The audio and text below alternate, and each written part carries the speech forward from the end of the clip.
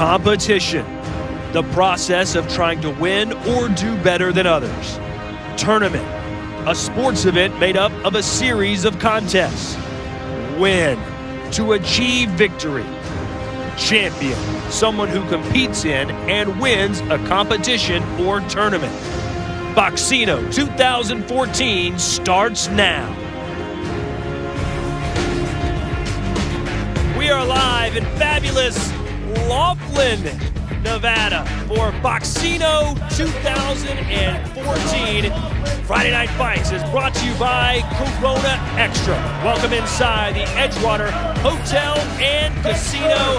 My name is Todd Grisham. Back in 1997, ESPN held their first ever Boxcino tournament, and it was won by a young Brazilian fighter by the name of Acelino Popo Freitas. He, of course, went on to become a world champion. Now, 17 years later, do we have another future superstar in our midst? We're about to find out as we kick off the tournament here tonight in Laughlin. Here's the way things are going to shake out. We have two divisions. We start with the lightweights at 135 pounds tonight. Next week, it's the 160-pound middleweights. The quarterfinals are 6 rounds. Semifinal fights are 8 rounds. And then the championship matches will be 10 rounds. And that will take place in Verona, New York on May 23rd. Now let's take a look at tonight's Boxcino tournament bracket, brought to you by 1800 Tequila. We're guaranteed to have at least one Russian fighter in the semifinals because 2 of them face off in the quarters tonight. We also have 2 Mexican fighters, 2 American fighters, and 2 fighters out of Ghana. That's enough from me for now. But let's send it ringside. Joe Tessitore and Teddy Atlas standing by.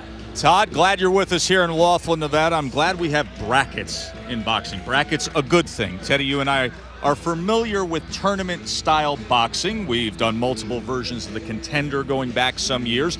Every 4 years you analyzed the ultimate boxing tournament, the Olympics, the biggest that there is. It's different than the normal course of action that we see in boxing. Shorter bouts, quicker turnaround then to your next bout, and an end goal that comes sooner. Tonight, we got 4 fights, 6 rounds apiece. Yes, sir. And listen, this tournament, Joe, for me, reminds me of the old Oakland Raiders football team when the great, late Al Davis was still alive. They were the bad boys of football. They took on all the outlaws, the so-called outlaws of the sport, the players that nobody else wanted. And this tournament, well, for me, it's a mixture of nomads, some gunslingers, and some guys that have nothing to lose. They're desperate. Also mixed in some undefeated foreign fighters that we don't know how good they are. But we're about to find out. Guys like Fedor Papazov, the 14-0 Russian, who has a fun style, a style that I'm looking forward to seeing. And that is, to me, is the key word that I'm going to grab a hold of right now. Fun. Because I'm hoping that this tournament is interesting and fun, just like it is to hang out with Todd Grisham. That's always fun, and you too. I'm glad you brought that up because, Todd, the one thing I would take away when you look at this tournament, you size it up, it's a grab bag of competitors. We got a little bit of everything that we see in the course of the Friday Night Fight series, from journeymen to co-feature types to guys on the way up to guys that appear to plateaued. We will see what we get, but we're happy to have it here with Boxcino 2014. Todd? Well, let's talk about the first contest in Boxcino 2014. Coming up next, Chris the King Rudd, who only has 13 professional fights, is coming off his first professional loss, in fact, faces off against his biggest test to date, a man known as the Black Mamba out of Ghana, Yakubu Amidu, and he's managed by Hollywood actor Vince Vaughn. You know, Laughlin, baby, Laughlin. Not exactly Vegas, baby, Vegas. Let's meet the combatants. As a kid, I have always been known to fight a lot, so to get in the ring and be able to fight without getting in trouble, it's a good thing. My wife, she loves that I fight. She don't really like the point that I get hit in my face, but she knows it's something that I love to do, so she's gonna support me 100%. I have a full-time job. I work 12 hours a day. When I leave work, I go to the gym. On my off days, I'm in the gym 3 times a day, you know, just to make up for the time I'm not in there, you know. I'm not like these other fighters that have big sponsors that while they don't have to work, I'm a family man, I'm gonna provide. So another way to bring a paycheck into my house to help provide for my family. I wake up in the morning and see them, and that's the only motivation that I need to get up and push harder. I entered this tournament because it was a great chance for me to show the people what I can do. I had a 2-year layoff with promotional problems, and my last fight was in November. So they come to me with this, and I'm like, well, it's a chance for me to redeem myself, or try to redeem myself, to let people know what I can really do.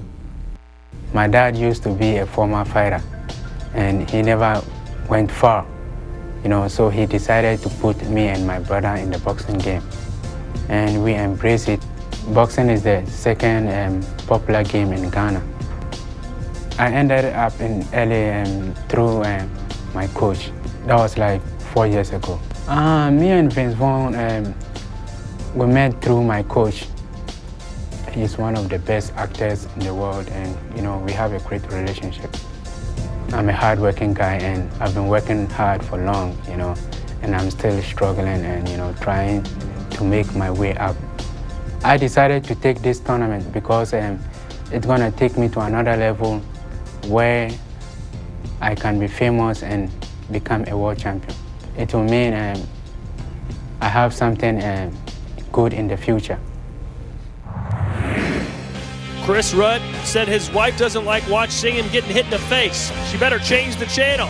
He's about to rumble with Yakubu Amidu. Boxcino 2014 starts next.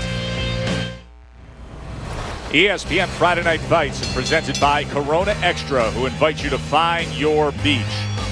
And in part by Alka-Seltzer Plus Night, available in a liquid gel. Joe Tessitore and Teddy Atlas with you ringside here at the Edgewater Hotel and Casino in Laughlin, Nevada, home to Boxcino 2014, as we are set now to get this lightweight tournament underway. We will start at the top of this quarterfinal bracket with Yakubu Amidu taking on Tennessee native Chris Rudd. The winner will go on to fight one of the Russians in the next round. And there's Chris Rudd, 29-year-old, 5'11", 3 inches taller in this fight than Amidu. Came in at 135.5 pounds from Covington, Tennessee. A 12-1 mark with 8 knockouts. Taking a step up, as he could easily be framed as a typical Southern Midwestern journeyman type on the circuit that we see often. And there's Yakubu Amidu, 29-year-old, fighting out of LA now. He's originally from Ghana, started his career there with a 14-0-1 mark, did have a loss in South Africa. Well experienced, has been fighting extensively in the U.S. for his last 8 fights, where he has a mark of 5-2-1. 6 rounds here in this opening round of Boxcino with Kenny Bayless as the referee. Let's get Teddy's take. I didn't start with the guy that I think is going to win this fight, Amidu. Bring the heat. Bring it early. You only have 6 rounds. Don't forget that. And hit the body. And for Rudd, well, use that reach and height on the outside. And oh yeah, don't forget, use the jab too. You mentioned the height advantage as you'll see them come together. Rudd 5'11", Amidu 5'8". I'm going to caution you to keep this fight clean at all times, protect yourself at all times, and what I say you must obey. Good luck to both of you. Touch them up. You know, one thing, Joe, early on that maybe Amidu, to me, he's the favorite in this fight, but one thing that he gets hurt by, we'll see how much, because I think he could dominate Rudd, but it's only 6 rounds, and his style's better in longer fights, and because he brings pressure and a body attack, and that kind of style needs rounds.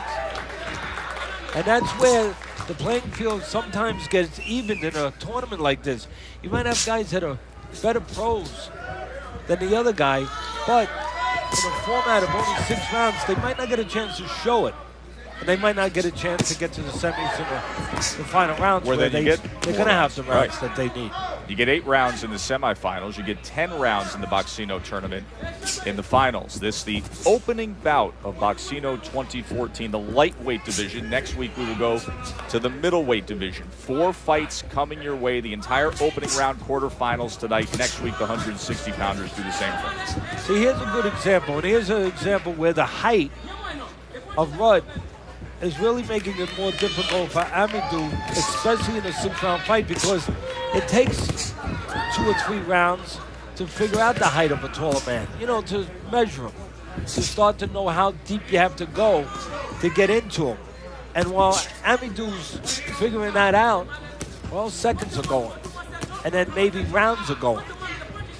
And you can see it right now. I mean, it's only the first round, but guess what? 1 round in a 6-round fight, you can't say it's only 1 round. It's a big deal. If it's a 10-round fight, well, Amadou could take his time here, trying to get into the taller guy, and after 3 rounds, go back to his corner and say, you know what, I got him figured out. Doesn't have that luxury right now. And to that point as to what Amadou's been conditioned to in the recent stages of his career. Now, he's coming off a 7th-round TKO win, but prior to that, distance fights, a 12-round draw, 2 10-rounders that were decision losses. He's acclimated for, mentally, emotionally, and physically. He's calibrated for the longer fights, which hurts him in this format. But that's where managers taking a chance to put him into a tournament like this, because they figure, well, he's not getting any big fights. He's lost some fights. He's lost 4 fights. We'll take that chance. We'll take that gamble. We'll roll the dice. Just off balance for a moment ago as he was ducking out to the left, and Rudd tried to catch him with a right hand. Now some work on the inside by the Tennessee native. Yeah, I think once Amadou starts getting into Rudd, I think it's gonna be like hearing a lot of windows get crashed, skyscraper, because Rudd's like a skyscraper, and there's a lot of windows there to be broken. I'm waiting for Amadou to start breaking them. Reminder, you can go to the Friday Night Fights Facebook page and judge each of these Boxcino opening round fights. As Boxcino 2014, the lightweight division is underway. Happens sometimes. You don't want it to, but you reach in with a taller man, and Amadou looks amateurish, even though he's got the better professional experience here with the taller man. But I think part of that is the pressure being put on him that he knows he's in a 6-round fight. A little desperation. Maybe if it was a 10-round fight, he doesn't reach in early. Takes his time. Time is ticking here. That's Yakubu Amadou, the 29-year-old veteran who we've seen before, is much more experienced than Rudd. Fought Juan Carlos Burgos, of course, a recent world title challenger, had a 12-round draw last summer against him, and also was in against Ricky Burns, who went on to win a title belt at 140 pounds. Rudd has been very inactive. You go back before the last fight, he was off 2 years, and before that was off 1 year and 3 months. And that usually hurts you in a fight. Usually hurts you early in a fight. But then again, Amadou, a little inactive. Not as bad, but you go back 3 fights, he was off 1 year and 3 months. Most of the fights for Rudd, Joe, in the South, Tennessee and Florida, is where 8 of them took place. You can build records there. Big step up. I think when you say that for Rudd, probably an understatement. He's going from the pitcher's mound to Mount Everest compared to what he has been in with. Only 2 of his 13 opponents had winning records. That tells you right there. And having only 13 opponents makes him the least experienced fighter of the 8 in this Boxcino lightweight tournament. Has a full-time job outside of boxing as well. Works at a medical company's warehouse. But again, the kryptonite here, I'm not saying Amadou's Superman, but he should be the better man. The kryptonite here is the 6-round format. It takes him maybe 3 rounds, his style, 4 rounds to get warmed up. He can't afford that. You can see it, no sweat going on Amadou. If I have fighters in this tournament, I'm warming them up maybe more than I normally do, because I want to get out of the gate fast. There he goes to the body with a left hand, comes back with a 2-punch combination right on that belt line. Then a short left hand, but Rudd actually gets in perhaps his best punch of the fight, a right hand on the inside as well, as they're mixing it up in the center of the ring. There's a tall man. A lot of times we look at, obviously, as an advantage for the tall man if he knows how to use it. But when he's tall, there's usually a long, skinny body there. And I'm surprised Amidu's not going to it more. Good work on the inside there here in the closing moments.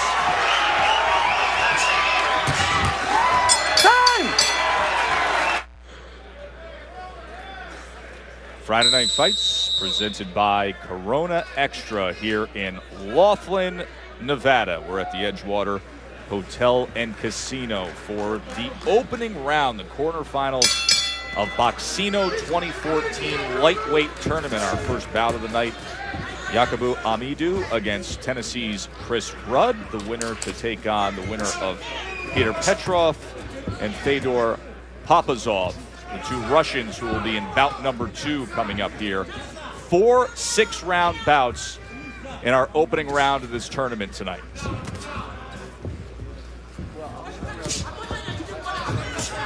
As I said, for Rudd, you know, big step up, but I'll say it again, not having to go past 6 rounds helps him, in this case, against a much more experienced opponent. Amidu, as you touched on, has fought the much better competition. But again, it takes him a little time to really get going. And guess what? He's almost halfway through this contest. So time, unlike that Rolling Stones great song, time is not on your side in this fallback. A little confidence building up in Chris Rudd here. And Amidu tried to catch him with that left hook. Didn't connect on the inside, but Rudd now a little more willing. There was a left uppercut in the mix there. Well, the favorite punch for Amidu is the left hook, if you haven't figured it out already.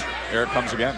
He can go downstairs with it. You said it, Joe. He can turn into an uppercut, and he can step with you. And I think he should be looking, or his corner should tell him, look to step with Rudd. He's not going to stay inside Rudd. He's got long arms. He's thin. He's not set up for the inside.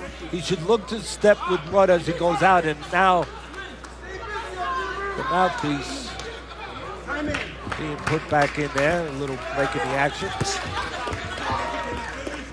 I think there's plenty of opportunities for Amidu to catch Rudd going out. But first he has to get in. Yeah, he's keeping that range right now on that 5'11" frame and utilizing that jab. Now he comes in with an overhead right that misses. Amidu's been involved with some head clashes, cut off his left eye by a head clash 4 fights ago.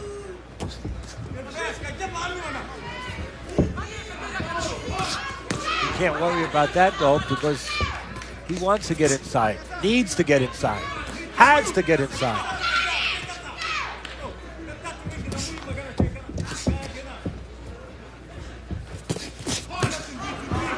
One thing with Amidu that hurts him a little bit, he gets inside, he gets off that left hook. Sometimes he cuffs and slaps with it. Doesn't always turn it over, you know, clockwise, where you turn it over where the meaty part, you know, the surface of the glove is going to catch Rudd. He's got to turn it over a little bit better. See how he slapped that one? That was open right there. That hit the palm of his hand, wasn't facing the canvas there. And he backs him up against the ropes. Oh, and he caught him going back in Rudd, and he sends back Amidu. Amidu was having his way, and then all of a sudden a left hook catches him from Rudd. Maybe that grabs the round for Rudd. You know, one thing about tall, skinny guys, usually they can get a little pop. They can get a little power. They get leverage in their punches. There was a little pop in that left hook from Rudd.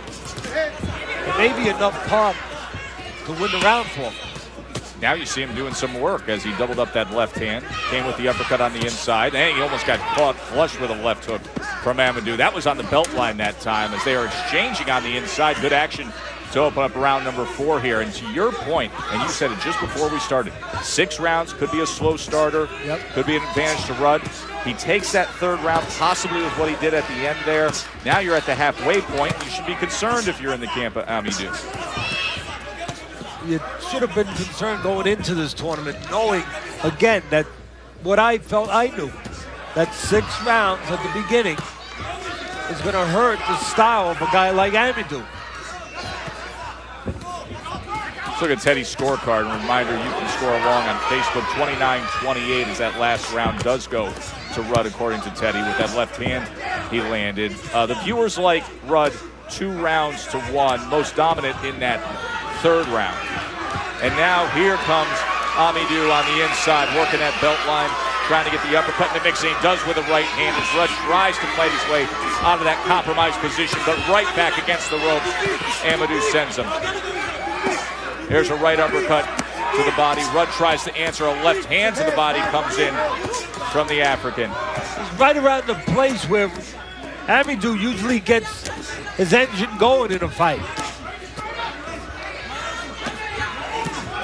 Well, usually right there you see Rudd turning southpaw.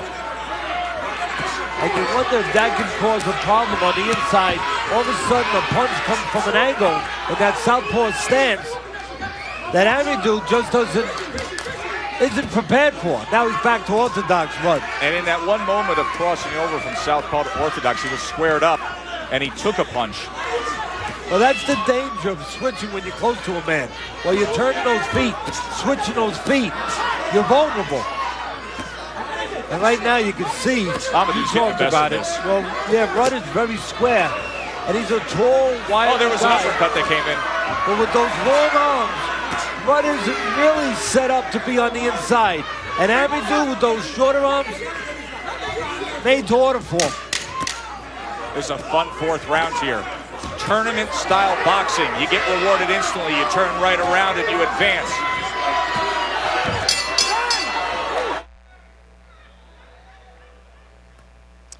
Two Russians will be fighting here in the Boxcino 2014 tournament. One of them is Peter Petrov, and he will be taking on Papazov.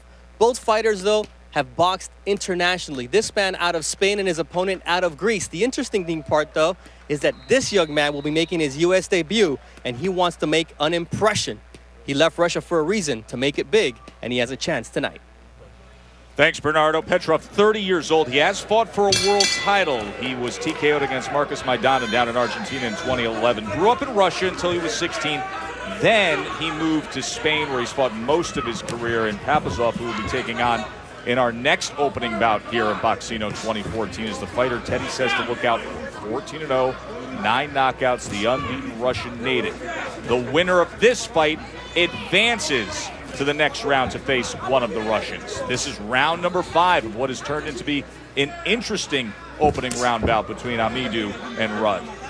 Look, some tall, wiry guys can fight on the inside. Just as Evander Holyfield about somebody named Riddick Bowe. You know, Holyfield, when he fought him the first time, thought he would get inside and he would have his way because Bowe's long arms wouldn't suit him inside. Guess what? Bowe knew how to fight on the inside. Bowe knows. The other Bowe, right. He knew how to shorten up the punches. And to a certain extent, Rudd does a pretty good job on the inside for those long arms, but not as good a job as Amidou.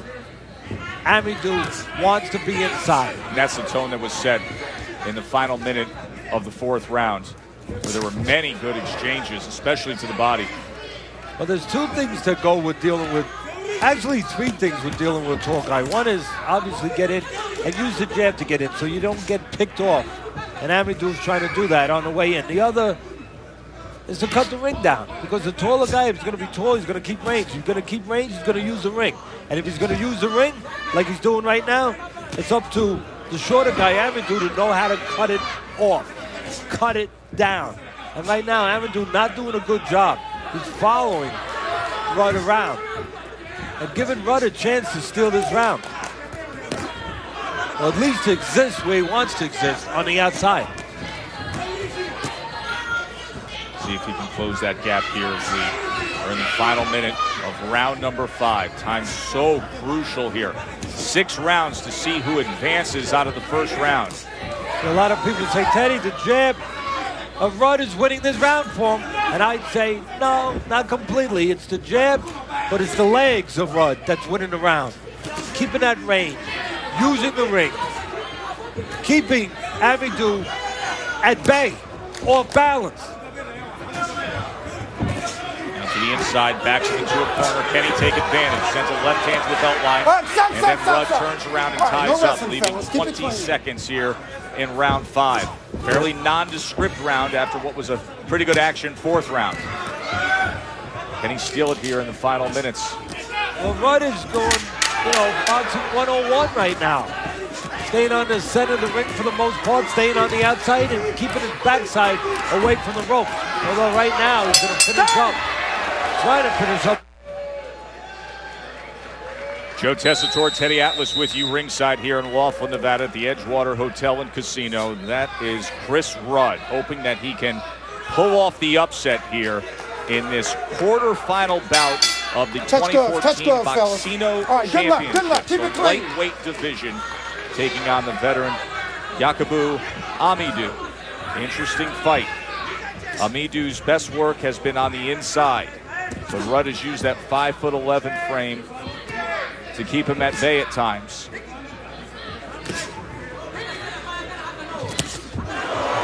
Right hand lead. Now he goes with the left hand to the body, gets the warning from Kenny Bayless. 2 punches that can work big for Amidou. One is the one you just talked about. For me, it's the right hand counter. The right hand timed. If you can sneak your way close enough and you can time the right hand over the jab of Rudd. Rudd stands straight up when he jabs. You can catch him. Kind of like Mike Tyson caught Larry Holmes. Yeah, Holmes had a great jab, but he stood straight up. And there's the right hand. And Amidou understands the opportunity for that. The other punch, the left hook. Amidou can catch Rudd with that left hook, especially when Rudd steps out. Amidou landed a right hand moments ago. If I was in a corner, you know what I think I would have told What's that? The last round here? I would have said, you ever watch that Joe Frazier, Ali, the fight of the century, the first one? Well, beat Joe Frazier and land that left hook that Frazier landed against Ali. Step in with him and launch it. I think there's a home for it.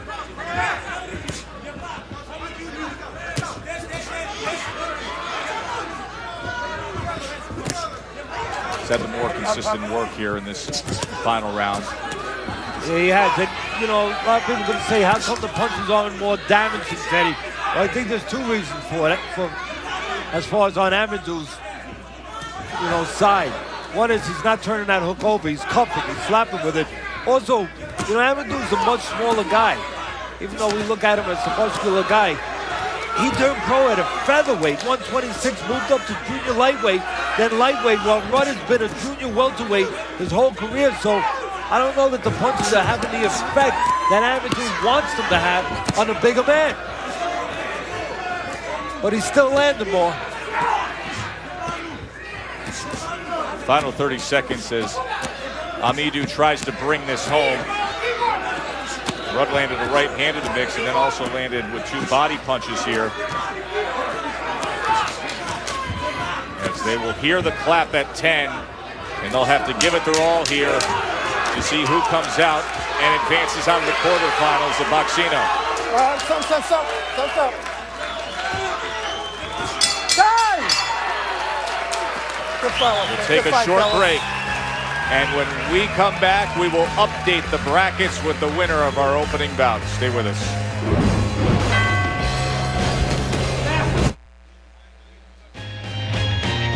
Full 6 rounds in the books between Chris Rudd and Yakubu Amidou. Teddy's scorecard after 6 rounds. You notice they're not taking the tape off. Teddy liked Amidou 58-56. Reason they're not taking the tape off is because if we have a draw, they have to keep fighting here. Facebook has it a draw. 3 rounds to 3. Let's go up to the ring to ring announcer Ray Flores. Ladies and gentlemen, after 6 rounds, we will see a 7th and deciding draw-breaker round. So we will have a 7th round draw-breaker. 1 round to be judged to determine who advances out of the quarterfinals between Rudd and Amidou. If we still have a draw after the 7th round, then folks at home, get ready. Go to Facebook right now. You will decide if the judges can't after this drawbreaker 7th round. Here it is, 1 round to see who advances, the drawbreaker round. Well, I'll tell you who's going to advance. Whoever gets the geography that they need. If Rudd stays on the outside, he's got a good chance to advance. If it goes inside in this last round, Amadou has a good chance. And right now it's on the outside.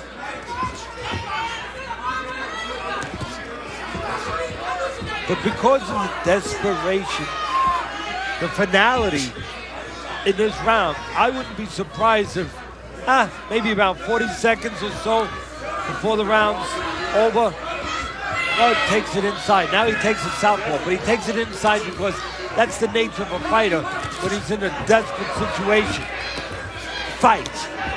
But right now, being disciplined, doing what I talked about, keeping it on the outside, turning southpaw. Pretty smart move by Rudd with 1 round to win this fight that he goes lefty, where Amadou's going to have no other rounds to adjust to it. You know, right there, that's a smart move. I got to give Rudd credit. Turning lefty in this last round because he knows that there's going to be no other round where Amadou could say, okay, now I know what to do. He's turned lefty.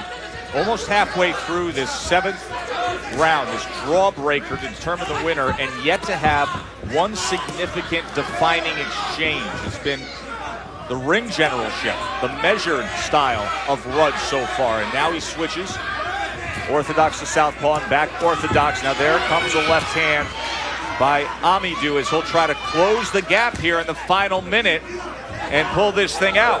Remember, you can go to Facebook, Friday Night Fight Facebook page. The ringside judges still have it a draw after this 1 round. You'll be the deciding vote.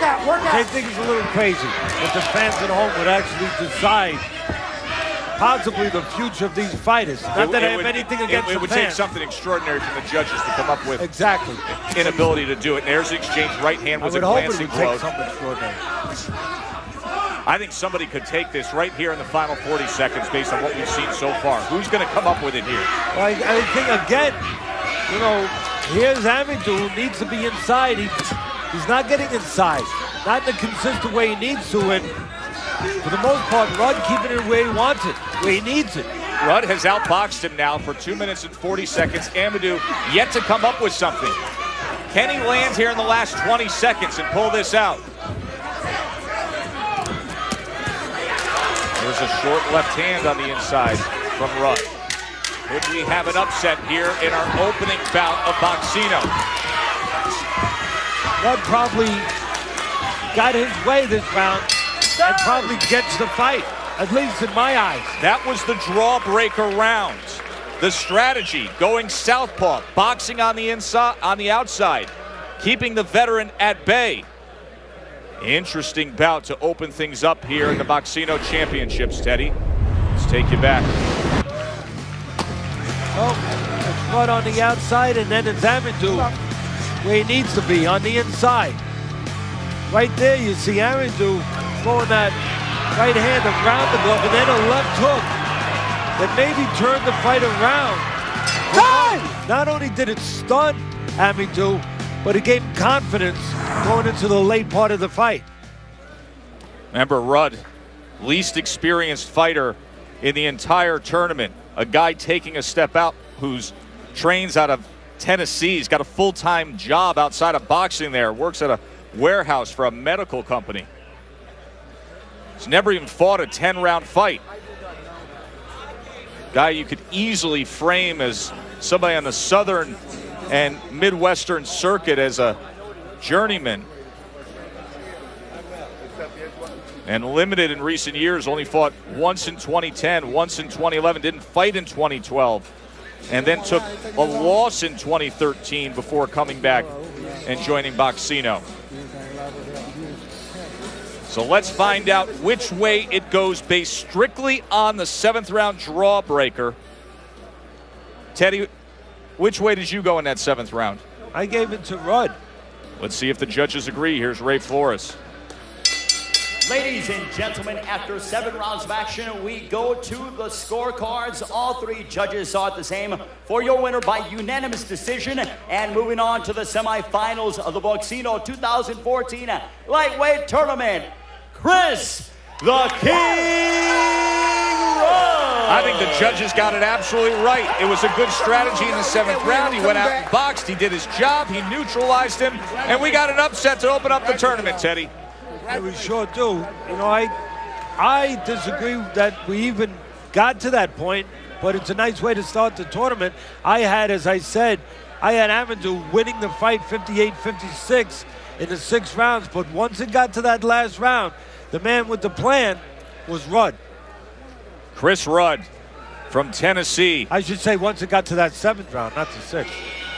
A draw after 6 rounds. Tournament style, we go to a single draw breaker. Chris Rudd will wait to see who he fights next. The 2 Russians will square off. Peter Petrov and Fedor Papazov, the undefeated Russian who fights out of Hollywood, California. Todd, a good start to our tournament.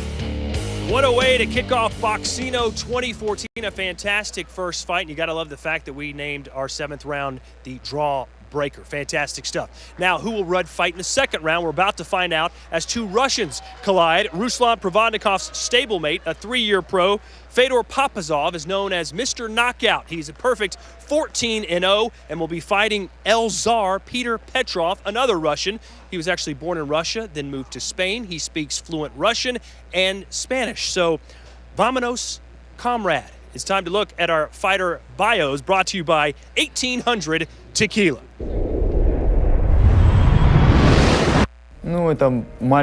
It's a small city in Russia called Tuapse, Tuapse. A lot of the people there actually trained in boxing. It was one of the ways to survive. A friend of mine actually brought me into boxing.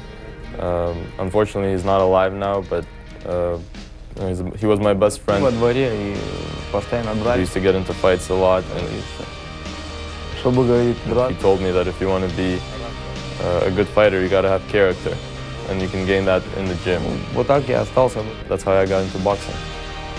If I won this tournament, I would prove to myself once again that I am better than most of the guys in this division and in this tournament. For me, the city gives me a lot of motivation. I'm always thinking about it.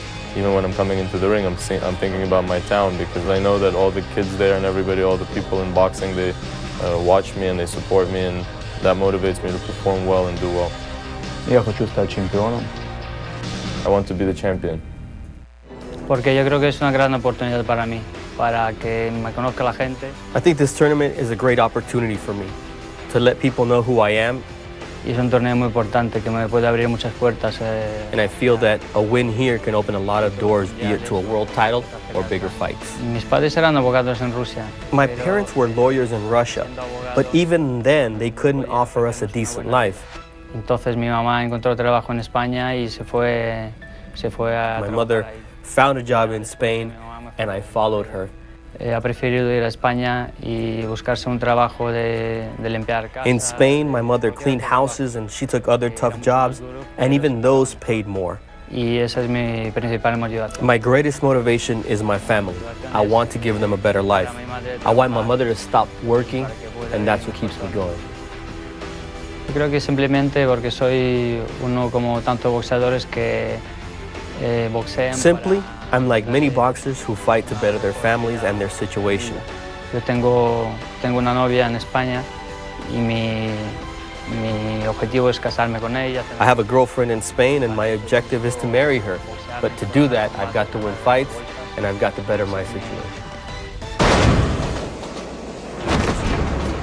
All right, it's an all-Russian collision coming up next to find out who advances to the 2nd round and will face Chris Rudd. Boxcino 2014 returns live next.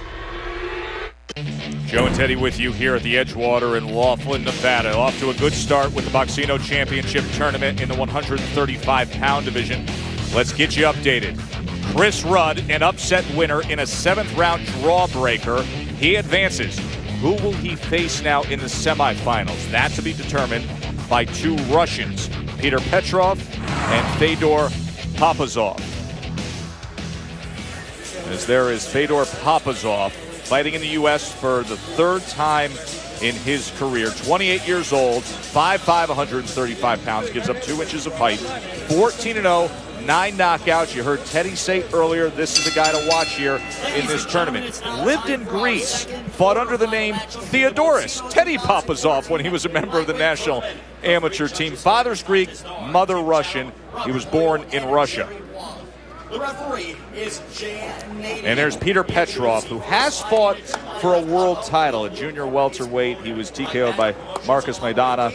That was back in 2011. He's 30 years old, also a Russian native, but moved as a late teenager to Madrid. So most of his pro career spent in Spain. 30 years old, 32 wins, 4 losses, 2 draws, as they are set for the second fight here of Boxcino's 135-pound division. Teddy, let's see what the fighters need to do to look like a champ, brought to you by Just for Men.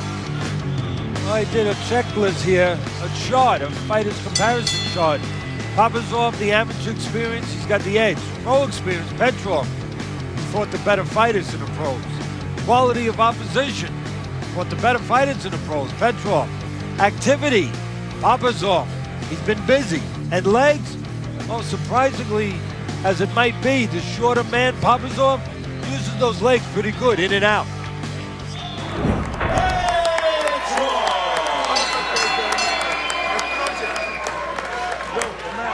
Jay Nady is our referee. Any questions? Obey my commands. Touch gloves. Let's go to work. Good luck. Thank you. Remember, these quarterfinal matches, 6 rounds. Got a little bonus boxing in our first bout. We had a 7th round, a draw breaker. We'll see what shapes up between Petrov and Papazov. You know, it's funny, you talked about it. The setup of the 2 fighters in the bios, both are Russians, both have spent time in other countries while boxing. As you said, Papazov, time in Greece as an amateur, and Petrov in Spain. Actually moved there when he was 16. So similarities in that way. And again, Petrov, he's fought the better competition. Let's see how that serves him. Glancing right hand landed by Petrov. Petrov has not been able to win at the next level, or what I might call the elite level. But the question here for us, for everybody, is what level was Papazov at? That's the question. And that's one of the interesting things about this tournament. You get the answers to those questions. Earlier tonight, we really framed this tournament as being a grab bag of sorts of all different levels of fighters that we've seen through the years on Friday Night Fights. I would have put our first winner on the bottom tier if I was to describe the level of fighters we had. And he, of course, comes up a winner with good strategy and well-managed boxing. Go figure. No, you're right, but there is something to figure, though. And we touched on it in that first fight. Amadou, we thought, was the better guy in a 10-round fight, in an 8-round fight.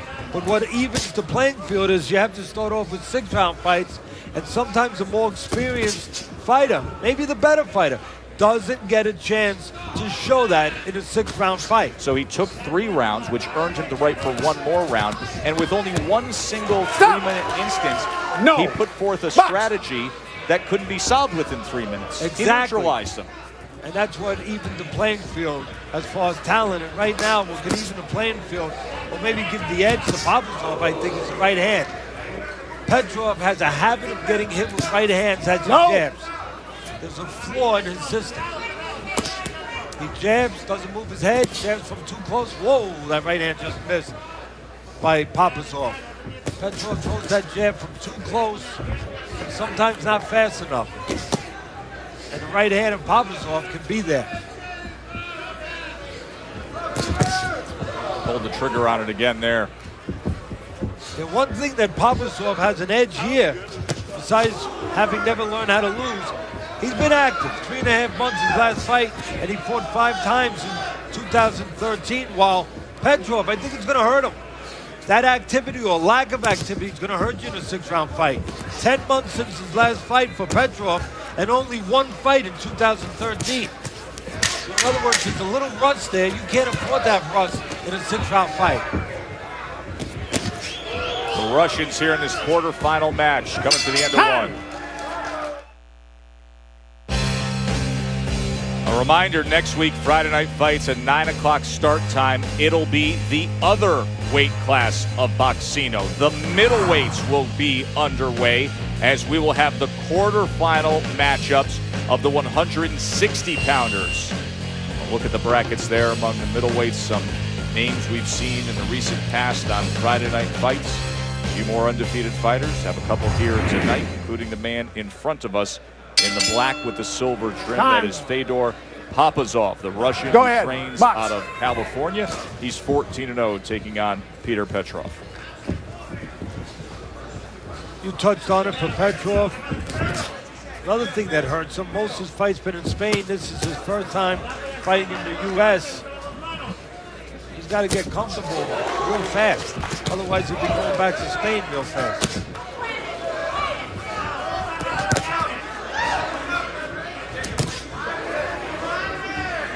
You know, another thing that helps Papazov, I mean, he's got 210 amateur fights. Petrov only 30. But lots of fighters coming out of the amateurs with a long career like Papazov, they spent the first couple of years, Joe, adjusting to the pros. You know, getting rid of amateur habits, trying to settle down, even slow down a bit. But now in this tournament with 6-round fights, it's actually a benefit to maybe still have some of those amateur ways. That's a great point, because that style, just being busy and touching a guy, and can benefit you with the shorter runs. Yeah, and Papazov has some of those habits. You know, get in, get out, get in, get out. And again, a little bit of almost a misnomer, you know, with Papazov. When you look at him, short, stocky guys, you figure seek and destroy. You know, he's going to get inside, he's going to pound away. But actually, he gets in and then he gets out. That's why I put that check mark on his chart with his legs. 5'5", 135 pounds is Papazov.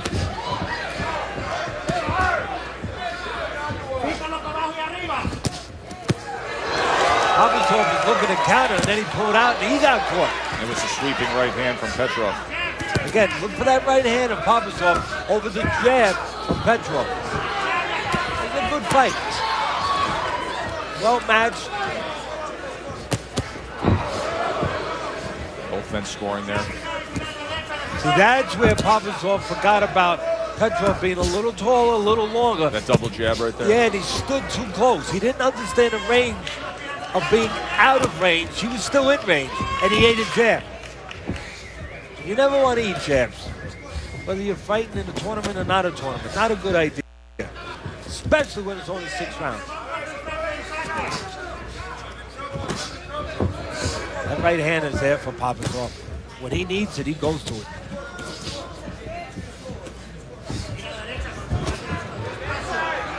Dug in with a left to the body that time. Now on the inside. Break. That left hand was tied up. Jay Nady will clear him. Papazov reads the roadmap pretty good.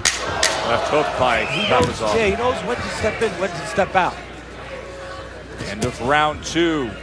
Petrov and Papazov, quarterfinal matchup in Boxcino. Peter Petrov, who's fought most of his career in Spain, heard his story prior to this quarterfinal matchup. Grew up in Russia until he was 16, and then his mother left for a better life with him in Madrid, Spain. He turned pro as a fighter there. Fought for a world title, was easily dismissed in 2011 by Marcos Maidana. And now here in Boxcino 2014 lightweight division. You know, Petrov was cut over his left eye in his last fight. I don't know if it healed. Well, he had plenty of time to heal. He had 10 months. So no problem there. But I saw some blood around his ear that they wiped off in between rounds. Around the ear. I believe it was actually the left ear of Petrov. Maybe that blood's coming from the top of his head, Joe. But I know that I saw it trickling around his ear. Take a peek. Stop. Break. Oh, there is a cut. I see it. It's in the side of the head of Petrov. I can see the red on the his left side of his head, and that's why it's sort of around the ear. They must have banged heads in there. So not something that obviously would affect or impair vision. You can see it just through the hairline on the left side of his head. Yeah, a referee doesn't have to worry, or a doctor for that matter, doesn't have to worry about that, you know, giving a scar or, you know, jeopardizing the fighter for the future, being in a vulnerable area. You know, who cares about the head?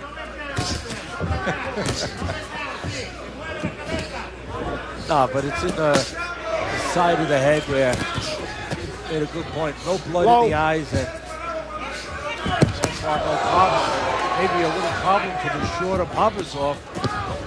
Stop! Because Petrov doing his work. Box. Good punches on the outside.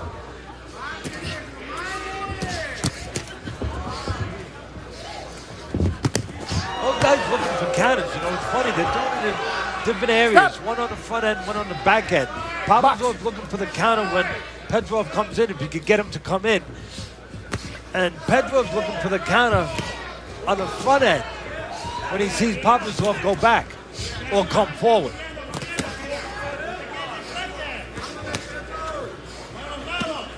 Holding. Watch when they separate. Both guys, they're going to load up here, and they're both going to look for these counters.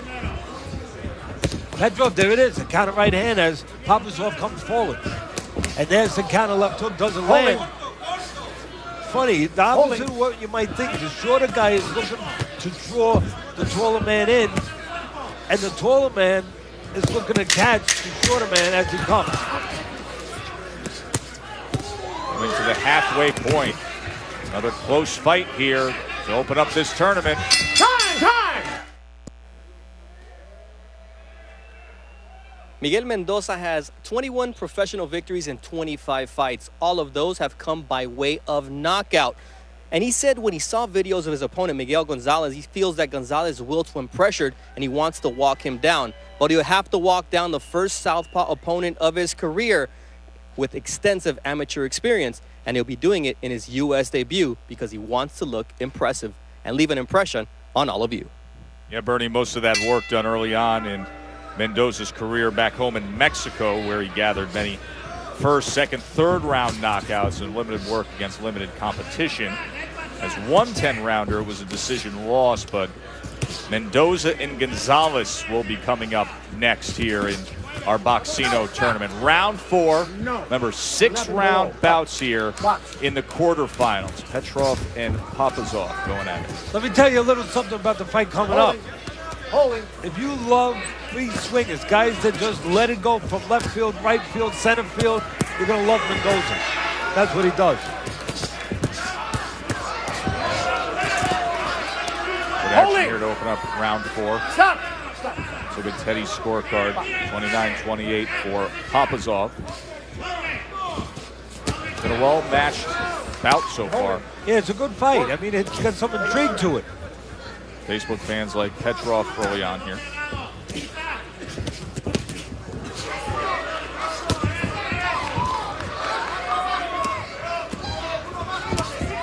Right now, you know, there's two ways when you're the shorter man to deal with the taller man. Papazov's the shorter man. One is to draw him in, draw the taller man in the counter. The other is to go get him. I think it's time for Papazov to use the latter, go get him. You know, he's laying back, looking to counter too much, and what's happening, well, the left side of his face is getting red. That's what's happening. That is much more noticeable, isn't it, Teddy, here in this 4th round? Yeah, it really is. Petrov, what's happening is Petrov is not walking into the traps that Papazov is trying to set for him. Petrov is keeping his distance, and he's catching Papazov as he comes forward, and then catches him as he goes back. As I like to say, the man that's using geography to his betterment, so far, in spots, it's been Petrov. Good exchange from both guys actually there, and then there was a left hook from Papazov that landed. Yeah, this is where Papazov wants to be. Shorter man, pretty quick hands, short punches, wants to be inside. But one problem with Papazov, he doesn't always work when he gets in there. He allows himself to get smothered, or he smothers a guy, and then he gets broken by Jay Nady. I think Papazov has to be busy when he gets inside and not go out so fast. he goes out again. And that's cost him a little bit. And then there's a double jab from Petrov. Yeah, Petrov has scored well when he's given him that space. Yeah, exactly. Somebody's got to whisper in the ear, maybe yell in the ear of Papazov and tell him, listen, when you get inside, stay there. Don't go out. I know you like to use your legs, but stay there. Work, because you go out, then Petrov is ready for you when you go out. Coming to the end of 4, we're going to have 2 rounds to go between the Russians to see who advances to the semis. You hit me with your best shot. Guess what? I'm going to return the favor. I'm going to hit you. You're going to try to hit me, and I'm going to make you miss. There's a left hook by Petrov, and then Papazov comes back with 2 for the price of Petrov's 1. Kind of like being in the casino. You know, you see me, I see you, I raise you. Both these fighters are in that mode in this tournament. They see each other, they want to raise each other, they want to advance. That's one thing the tournament can do. It can be interesting that way. It can rise up the level of urgency, Joe. That's what I like most about it, Teddy, is, you know you got to win to stay in. You only have 6 rounds to do it, so you get a sense of urgency. And there's an immediacy in terms of the reward, in terms of what's next in your career. These fighters who are fighting tonight in this lightweight division come right back on March 28th. Chris Rudd already knows his next fight now. March 28th, winner of this bout right here.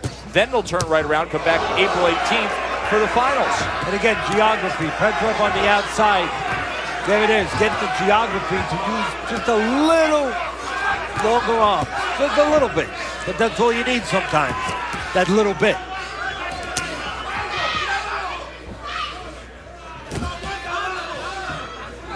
Teddy's got a 38-38. Could we have another draw breaker 7th round? That's how we started off this Boxcino Championship tournament. There's that right hand landing by Petrov. He's hurting Papazov here.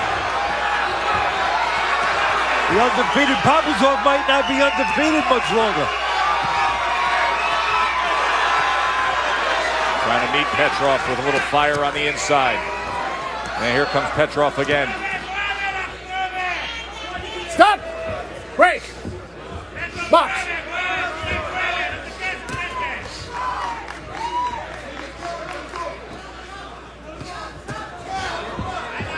Well, that professional experience. It was a good left hook that time by Papazov. Yeah, that professional experience we checked off in the chart. 13-year career for Petrov versus a 3.5-year career for Papazov. Paying dividends right now for Petrov. Don't hold. Don't hold. Hold.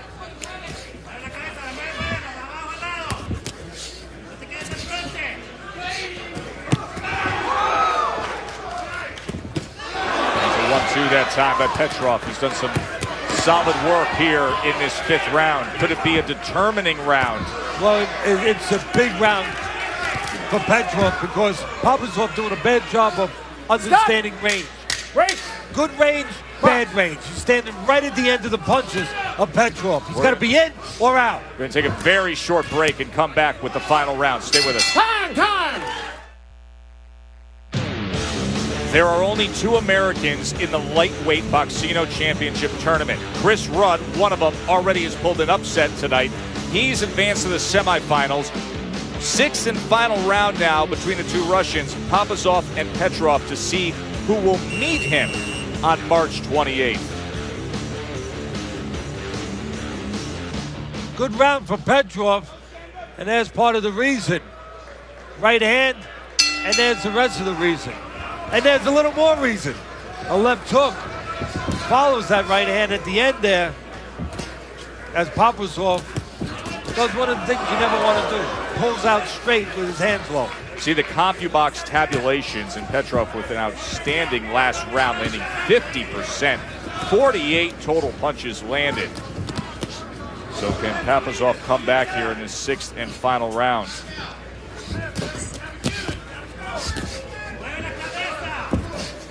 I don't know how the judges have it, but I have it where Papazov needs this round to get a draw. Which would force a 7th round, another drawbreaker round. You know, what sports good, I'm glad you used that word. I'm going to jump on it, piggyback off it. What sports these fights to be good, where maybe sometimes they wouldn't have been as good as the tournament format, where these fighters they're scared. Really, and I don't think that's the wrong word. They're scared. There's an urgency, and in some cases it's hurt them. In some cases, like Rudd, it helped them.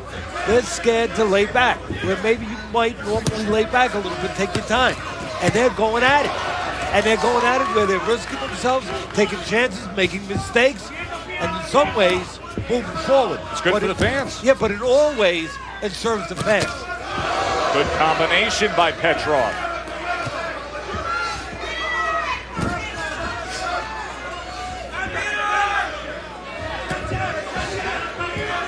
Looks like Papazov now is looking for a big shot. And he's getting caught medium shots while he's looking for that big shot. That's what usually happens. You look for the home run. A lot of times, you strike out. Right now, it looks like Petrov, he's looking for base hits. Stop! Break! Gain momentum in round number 5, trying to take it home here in round number 6. Yeah, Papazov undefeated for now. 14-0 he came into this tournament. Joe, I talk about it all the time, and it's no different in a tournament than it is in a regular fight situation. Geography is so important. And the geography for Petrov, fighting where he needs to fight, controlling the outside, has been better than the geography for Papazov. Box! Only 2 undefeated fighters in this lightweight tournament. This is Papazov, the one that we all had our eye on. If I'm Papazov, I'm going right hand crazy. I'm looking for a chance to land that right hand right over that jab from Petrov. Here's the clap. Last moments here. What does he come up with? Or did Petrov do enough to pull it off here in the 5th and 6th round? Or will we have a draw and one more bonus round? A draw breaker like we saw in our first fight. Stick around to find out next.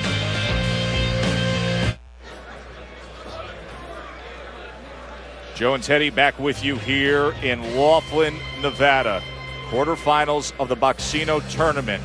The 2 Russians just went at it. Peter Petrov and Fedor Papazov. Let's look at Teddy's scorecard. Remember, Teddy, you were talking about Papazov early on, but you loved the work that Petrov did in rounds 5 and 6. Facebook fans at home liked the work throughout. Did he hand Papazov the first loss of his career and advance in this tournament? Let's go up to the ring to Ray Flores. Ladies and gentlemen, after 6 rounds of action, we go to the scorecards. All 3 judges, Tim Cheatham, Robert Hoyle, and Jerry Roth, have the contest the same. 58-56 for your winner by unanimous decision. And now moving on to the semifinals of the Boxcino lightweight tournament. Peter Petrov. Good job by the judges. You know, I get on them when they do a bad job, and that's a pretty good job. I think they've done a good job so far, 2 for 2 here in Boxcino. As Peter Petrov has advanced now, he will fight that man, the American from Tennessee, Chris Rudd. And for Papazov, the first loss of his career, as the brackets are updated to show Petrov facing off against Chris Rudd. That'll be one of the semifinal matchups on March 28th. Next up, it'll be Gonzalez and Mendoza, as we say hello once again to Todd Grisham. So 2 fights in the books and 2 great fights so far in Boxcino 2014. Let's get you set for fight number 3, and it pits silky smooth Miguel Gonzalez, a southpaw and former U.S. Olympic alternate, taking on Miguel Mendoza. Mendoza is a father of 2 who works in his father's tire shop when he's not training. He has 21 professional fights, 21 professional wins, and they all ended by way of knockout. Without further ado, let's meet the Miguels. Para seguir evolucionando en mi boxeo. I came onto this tournament so that I can continue to grow in my boxing career it appeals to me. Actually, fighting in the United States will be big for my career. Boxear aquí en Estados Unidos. Me di cuenta que tenía buenas cualidades para boxear. I figured out that I had the skills to be a fighter. My coach told me that I had good natural movements, had a good bobbing and weaving, but more importantly, once I figured out I had the power, that was the key. Entonces, día con día me empecé a dar cuenta de que tenía buena pegada. Mis hijos son mi inspiración para... My sons are my inspiration. They inspire me to get up early, and they're the ones that make me get up. Sí, voy y les ayudo. Voy y les ayuda, pues ya que pues un medio más es un ingreso más para mí. Yes, I do help my father out at his tire shop because it's another source of income and it helps out raising 2 kids. There's really not a lot of work in Mexico, so why not help my dad and help myself?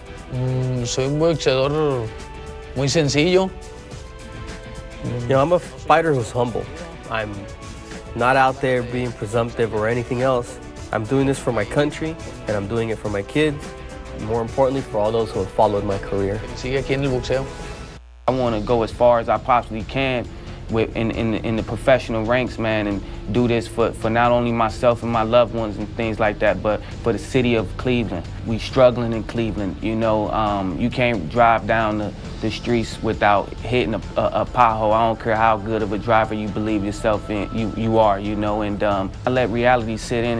It gives me that extra boost and that momentum to keep going and striving for the best and the best I can be as a man, as a fighter, you know, as a father. I got a lot of great people from the city that look forward, you know, to seeing me fight every time. I got watch parties being held for every one of my fights here on ESPN. And, you know, I got that on my back. Absolutely, I got the city on my back. And to be honest with you, I don't want to let anyone down. I want to make a living for myself and my family, man. And this is what I know how to do. This is what I love to do. I have the skill and the talent to be successful in this sport, and I'm just out to prove myself to the world. If I win this tournament, it's gonna mean a lot to me. I wanna be a legend, you know, get that shot at the title, and that's what I'm looking forward to, and I believe that this tournament here will put me where I need to be. Coming up next is the battle of the Miguels. Combined, they have 50 professional fights. 37 have ended in knockout. Joe, we might see another one here tonight. We could, Todd, as we head to the bottom half of our bracket here in the quarterfinals.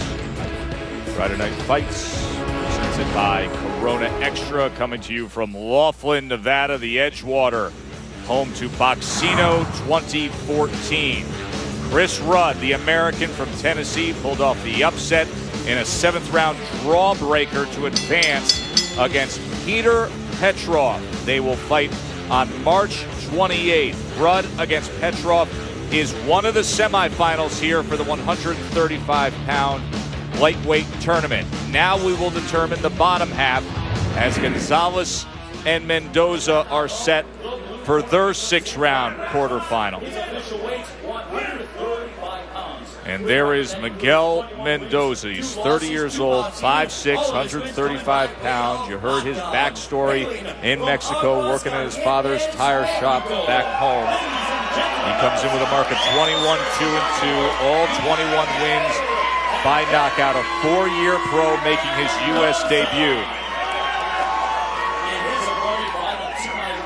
And we've seen Miguel Gonzalez before. Proudly from Cleveland, Ohio. 22 wins in his career. 5'7", came in at 134 pounds. He has impressed us earlier in his career on Friday Night Fights. And the fight against Miguel Acosta was active earlier in his career in 2010 and had 8 fights in 2011. Bounced back after his disappointing loss to Mike Dallas. That was on Friday Night Fights, and we'll see what he offers up tonight as the fight plan is brought to you by Corona Extra. Let's start with Gonzalez. Mendoza's wide with all his punches, so makes sense to throw a straight left, your favorite punch, inside his wide shots. And for Mendoza, we'll try to trap him on the ropes and maul him. That's your game. Here we go. Kenny Bayless has the duties here for the next quarterfinal in Boxcino. Okay, gentlemen, went over to his dressing room. I want to caution you, keep this fight clean at all times, protect yourself at all times, and what I say you must obey. Good luck. Buena suerte. Touch him up. Most of the fights from Mendoza been in Mexico. This is his first fight, as we touched on, in the United States. Adelaide. We'll see how well he travels.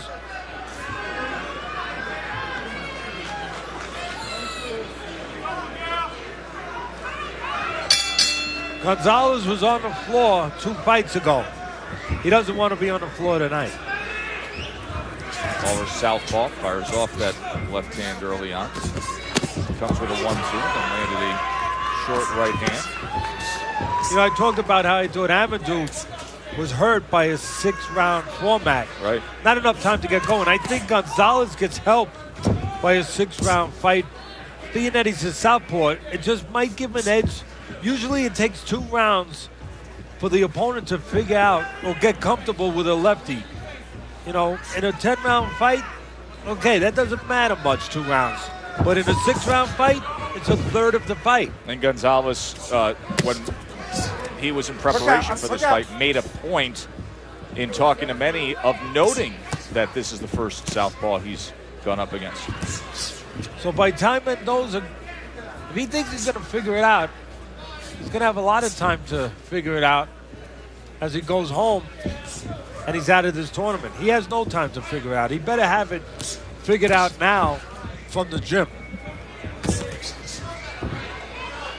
And again, you're going to see Mendoza. He likes to get close and swing. Gonzalez cut over his left eye by a head clash 2 fights ago. I think there could be head clash in this fight. Mendoza involved in 2 technical draws. Last fight was stopped in the 3rd round because of a head clash and caught a technical draw. The other technical draw was also because of a head clash in the career of Mendoza. It's his style to just come in with his head and with his hands behind the wing. Garcamo and Nikwe will be our final quarterfinal matchup. Work out. That's coming up after Mendoza and Gonzalez. Nikwe is 21-0. We've already had an undefeated fighter suffer a loss in this tournament tonight. It was Fedor Papazov. Work out. You know, you look at the record. Records can be misleading. You've heard me say that for many years here. You've seen the proof of it sometimes. But Mendoza, great record. 21-2-2, 21 knockouts. Wow. But those 21 knockouts, 7 of the opponents had losing records, and 10 of them were making their pro debuts. 10 of them. I like Gonzalez. Up, bring him up. Más arriba. Gonzalez has been in with the better competition. Obviously, after I just read off those stats. And Gonzalez loves to look for the left hand. That's his confidence hands. That's the hand he has power in. Time! Friday night fights from here in Laughlin, the Edgewater Hotel and Casino, presented by Corona Extra, as we get ready for round 2 between Miguel Gonzalez and Miguel Mendoza here in the first night of Boxcino, our lightweight tournament. Quarterfinal action tonight. Chris Rudd and Peter Petrov had advanced to 1 semifinal, and now Gonzalez and Mendoza trying to fill a spot in the other semifinal. We will have the middleweight version of Boxcino starting up next week on Friday Night Fights. 4 6-round bouts. You know, Joe, that first round, Mendoza wasn't himself.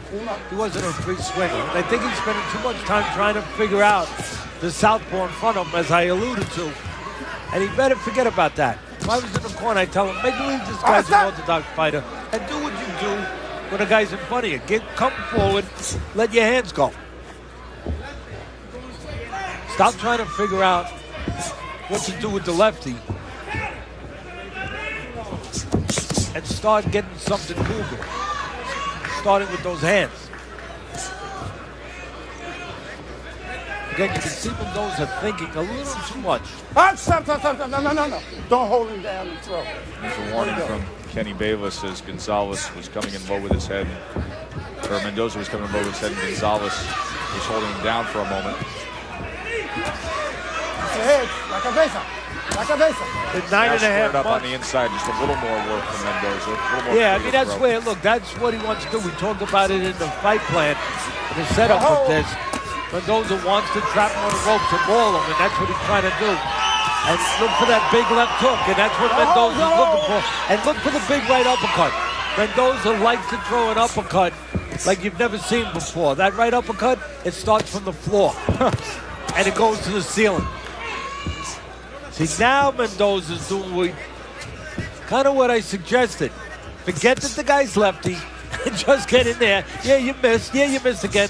But that's what you do. You throw punches. Gonzalez did a good job of just touching him there as he came forward. Yeah, if you're Mendoza, you want to tell him in the ring, look, yeah, you're in there with a lefty, and yeah, you're worried about throwing with a lefty, but the worst thing to do is not throw and go in the locker room and say, I wish I threw. Now he's doing what he's got to do. Yeah, they miss sometimes, but that's Mendoza. If he's not throwing, he's got no chance. If he's going to work, there's a push. There's a push, no knockdown. You know, if Mendoza loses his fight because he's throwing wide punches, so be it. But don't lose the fight because you didn't throw wide punches. That might sound funny. In other words... Yeah, Trace, stay true to yourself. Yeah, be what you are.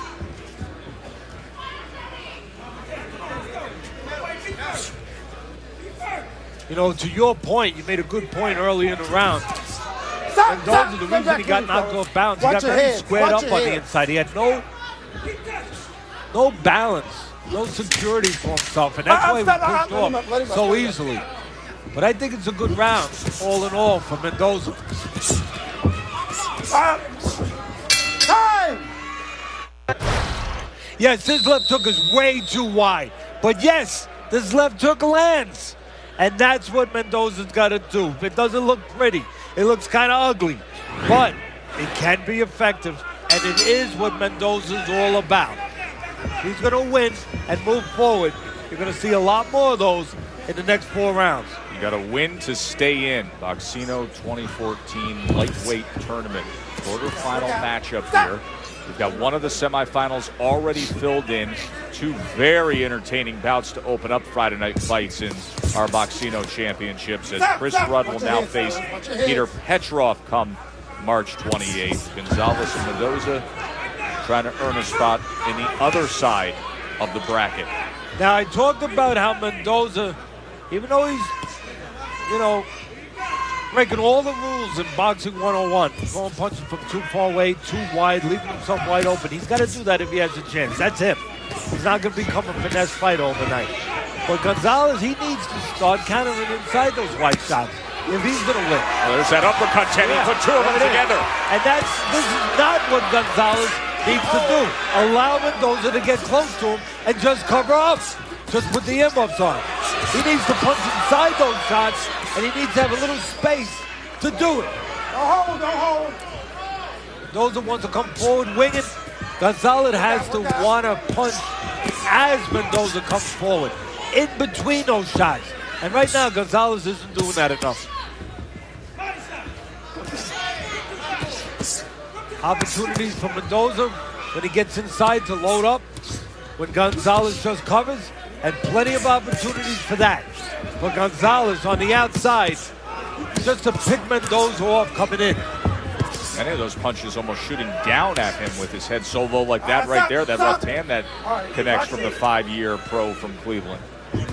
And we're talking about the uppercut of Gonzalez, or I should say Mendoza, where he loads up. Gonzalez might want to use an uppercut on Mendoza. Oh, no doubt. Mendoza leads forward. What an inviting target Mendoza can be there.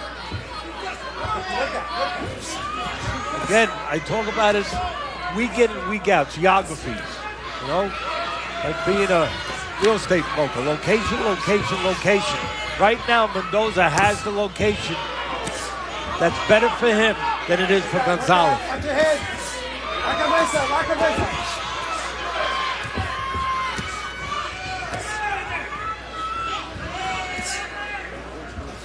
Again, Gonzalez, he's doing okay inside. His punches are shorter.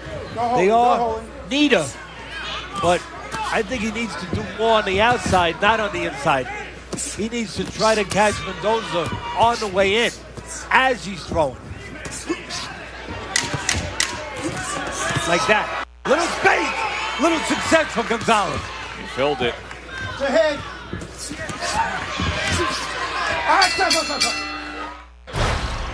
Talked about that uppercut coming from the floor and trying to go to the ceiling. There's two of them from Mendoza. The big right one, he loves that punch. And then the left one right behind it. But then at the end, Gonzalez came back with some decent punches where he gets a little space. He has an opportunity to catch Mendoza wide open. As his trainer, Mike Stafford, sends Gonzalez out here for round number 4. Time so critical in only a 6-round fight to try to advance in this tournament. Stop! They'll fight 8 rounds in the semifinals and then 10 rounds in the finals. One of the reasons why Gonzalez might want to be where I don't think he should be on the inside with the wide swing of Mendoza is because maybe Gonzalez... Oh, there was a good left hand from the southpaw that caught him off balance. Yeah, maybe Gonzalez feels like he's a stronger guy inside. He is the bigger man most of his career between lightweight and junior welter, while Mendoza has been mostly between featherweight and junior lightweight and is now at lightweight. Oh, his last 5 fights, he moved up to lightweight. So the bigger man, maybe Gonzalez figures, hey, I can do something inside. Now he's outside with that space. And with that space, he's going to get plenty of opportunities to fill holes. Because believe me, Mendoza, you can see it, he leaves a lot of holes. Hold on. Let go, here we go. 2 rounds to 1, Mendoza, says Teddy. See, a lot of times, you got to be on the outside figuring out, creating the offense. You don't have to do a lot of creating or a lot of figuring when you have Mendoza there. Be ready, and Mendoza is going to, again, he allows him to get too close. Mendoza was one of those punches from left field. Gonzalez caught, looking, standing straight up. But for the most part, Gonzalez doesn't really have to create offense, though. He's got to be ready, and Mendoza creates opportunities for you. When he comes in, he gives you chances to meet him, to do that, to punch straight down the middle.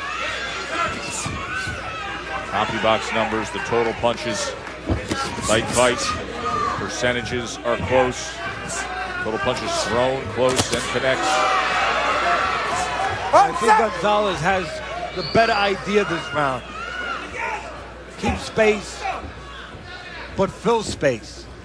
Don't just keep it. Fill it. Catch Mendoza on the outside when he's waiting, like that.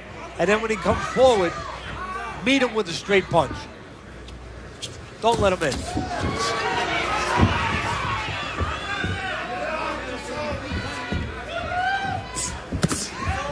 Actually, if you're Gonzalez, you're dealing with a guy like Mendoza, there's 2 ways you can deal with it. You can use your legs and step out, like he's doing now. Make him miss, make him reach and then counter. Or you can go in the pocket a little bit and just punch inside the shots.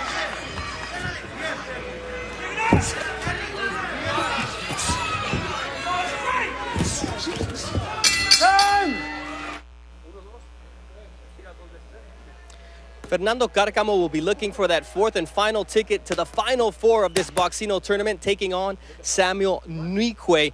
And his trainer, Joel Diaz, known for his work with Timothy Bradley, says that the sparring sessions between Cárcamo and titleist Omar Figueroa, he could sell tickets for. And while this young man doesn't need to fight, he holds a degree in international business. He wants to prove to himself that he belongs amongst the great fighters. He'll be fighting Samuel Nikwe up next. Look forward to it, Bernie. He's the son, Cárcamo is, of a Mexican doctor, has a business degree, and he takes on Nikwe, the 21-0 fighter. That'll be our final opening round bout here of the Boxcino lightweight tournament. Here's round number 5. And goes in Gonzalez. Bit of a urgent pace being set here early on.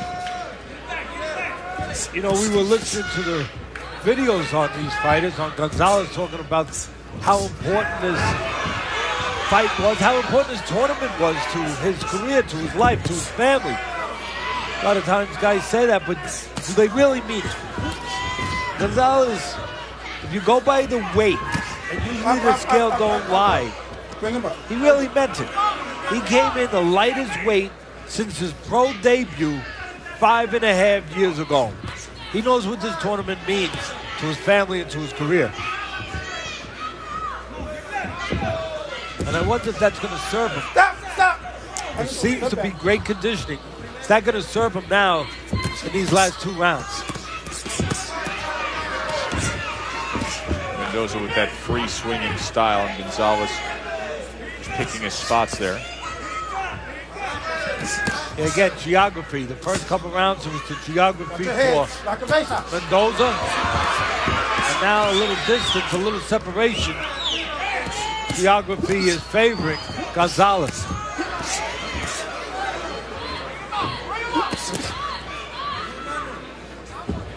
Gonzalez might be the bigger guy throughout his career, Joe, but he's not the more physical guy. So again, on the outside, serves him better.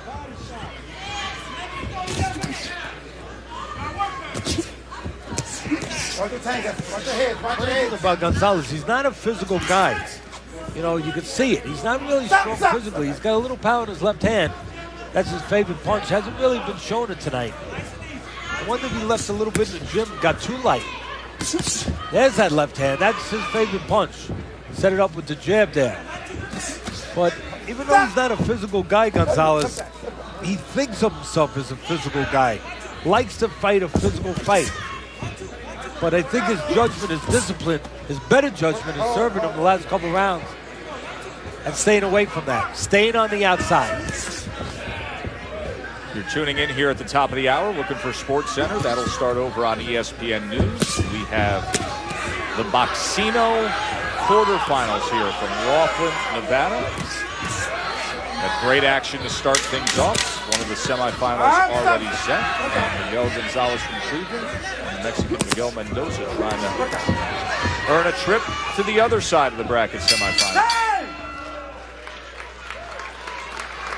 Listen in to the corners as Bernardo Osuna will interpret what's happening in the corner of Mendoza. Tienes que dar todo en este round, cabrón. Todo, eh? This is the last round, Terry. You got to give it all in this round. You got to go forward. The fight is even. Whoever wins this round wins this fight. Show your heart. Last round. Es el último round, eh? This is the last round. Close the distance and throw those wide shots down. Es el último round, Terry. Give me some combinations, man. All right? Last round. Touch gloves when you come out. Okay? Yeah. All right. You got to let him go this time. You got to let him go. I'm winning, man. I know you're winning, but make it more. Okay? Let's go. So Miguel Gonzalez actually telling Mike Stafford, his trainer, hey, I'm winning. Stafford imploring him that he needs more here in the 6th and final round. 6 rounds here on day 1 of the Boxcino tournament. It's created good action, good finishes so far tonight. We've already had 1 bonus round, 7th round drawbreaker. We'll see how this plays out between Mendoza and Gonzalez. You know Mendoza's coming after it. It sure is. And you can't afford to allow a free swinger to get close. Uppercut comes in with the right hand. And right away this round, Gonzalez allows the free swinger to get close. And every once in a while, Gonzalez, there's that uppercut. Every once in a while, Gonzalez will stand straight up. Bad news when you have a roundhouse puncher. Well, he almost connected with that left. Yeah, you want to dip inside those shots. But mostly, you don't want to be on the ropes. Exactly what I talked about the fight plan. Mendoza wants to trap Gonzalez on the ropes and maul him. And this round, maybe the most important round of the fight, he was able to do that early here. First minute of this possibly determining round was spent with Gonzalez pinned against those far ropes, and Mendoza teeing off. Now Gonzalez back out to the center of the ring, getting that shoulder involved a bit here as he's landing a few more. Right now, might as well be against the ropes. That's right. They're in close. Yeah, same thing. In other words, Gonzalez in the wrong place. He's doing a good job with that geography the last few rounds. Bad job right here. Teddy has Cleveland's Miguel Gonzalez up going into this 6th round. Facebook fans at home do as well. You can go to the Friday Night Fight Facebook page and join in the scoring. But Mendoza's effort here in this 6th round, will it force us to a draw breaker, a 7th round to determine it all? The one thing Mendoza can't complain about if he loses this fight, that he didn't get a chance to get to where he wanted to be. He's exactly where he wants to be. Inside, with the less physical guy, he just needs to do what he's got to do. Keep those hands pumping. Final 40 seconds here. Total punches. The edge goes to Mendoza right now, but both have thrown 372 as of that moment. Can he dig in with more uppercuts? As soon as there's space, there's a chance for Gonzalez to nail Mendoza as he comes in. That's what Gonzalez trying to do, get a little space. Pushing off with his shoulder a little bit, pushing off his arms, moving his feet a little, and getting a little space. And then Mendoza fills that space with a left hand and a right uppercut. Oh, this is a good final round between Gonzalez and Mendoza, right down to the wire. Who wants it more? Good stuff here in this quarterfinal matchup. Will we have a draw breaker bonus 7th round?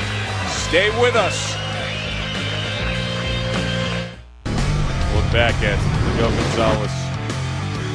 Miguel Mendoza, Teddy. About geography. You let the free swinger get close, he's going to free swing. And that's exactly what he did when he got close. That right uppercut, he jumps into it, puts everything into it. When there's a little space, well, that time, the space was filled by the wide left hook. Gonzalez looked to be in control heading into that 6th and final round, but Mendoza put forth a spirited effort there. Miguel Gonzalez had his moments as well. Teddy's scorecard as he gives the last round to Mendoza. Teddy has it a draw. Facebook viewers at home have it a draw as well. Let's send it up to the ring to Ray Flores. Boxing fans, after 6 rounds of action, we go to the scorecards. Judge Adelaide Bird scores the bout 58-56 for Mendoza. Judge Tim Cheatham scores the contest 58-56 for Gonzalez. And Judge Dave Moretti has the bout 58-56 for your winner by split decision. And now moving on to the semifinals of the Boxcino 2014 lightweight tournament. Miguel Silky Smooth Gonzalez. So both Americans have advanced. 2 Americans in the opening round. Miguel Gonzalez from Cleveland advances with the split decision win over Miguel Mendoza. The fans disagree. I think they saw the style. Listen, it's a fan-friendly style of Mendoza. It's the kind of style that when you're here in the arena, you take a liking to. And it's the kind of style that if he had to do it for 10 rounds, he probably wouldn't be able to. But for 6, again, able to. This has been fun so far. 3 fights into Boxcino. And this is how the brackets are shaping up. Rudd pulled the upset, faces off against Petrov, who handed Papazov the first loss of his career. That's 1 semifinal you'll see on March 28th. Miguel Gonzalez, the other American, has advanced. 23rd win of his career, and now he will find out who he faces. Will it be the undefeated Samuel Nikwe or Fernando Carcamo? We will find out in moments. First, Todd Grisham. 3 outstanding fights so far, and there's no reason to believe that our 4th one won't be just as good as Fernando Carcamo, an ambidextrous fighter with a degree in international business, takes on 2008 Olympian out of Ghana, Samuel Nikwe. In 5 years as a pro, Nikwe is 21-0, perfect, with 15 knockouts. Let's meet both fighters right now.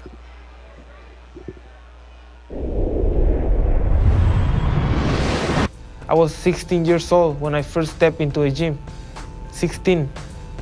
But I had the talent and not 1 year later that I stepped into the gym, I went pro. I don't have child, I'm not married, so I'm not fighting like, oh, I want to give my children food. I'm fighting for myself, you know? I like the good life. So that's why I train so hard. I kill myself in the gym because I'm really hungry. I really want this. My dad, he did pretty good. He raised me the right way. That's why I want to be something in life. I just finished university. You know, that was the reason that I wasn't 100% focused on my career like 2 years, 3 years ago. But now I'm free of that. I don't want to be like 40 years old and think about, oh, I could have done this, could have done that. No, I want to do it now. The environment I grew up in built me tough. Maybe that's one of the reasons I'm so brave, you know? Maybe my roots, maybe it's just me, but I'm not afraid of anyone. I came to fight. Everyone, if I have someone in front of me, I'll fight him, no matter what. Everything that I fought for is finally reach something good, because after this, I know I'll be in the big leagues. I want to be at number one.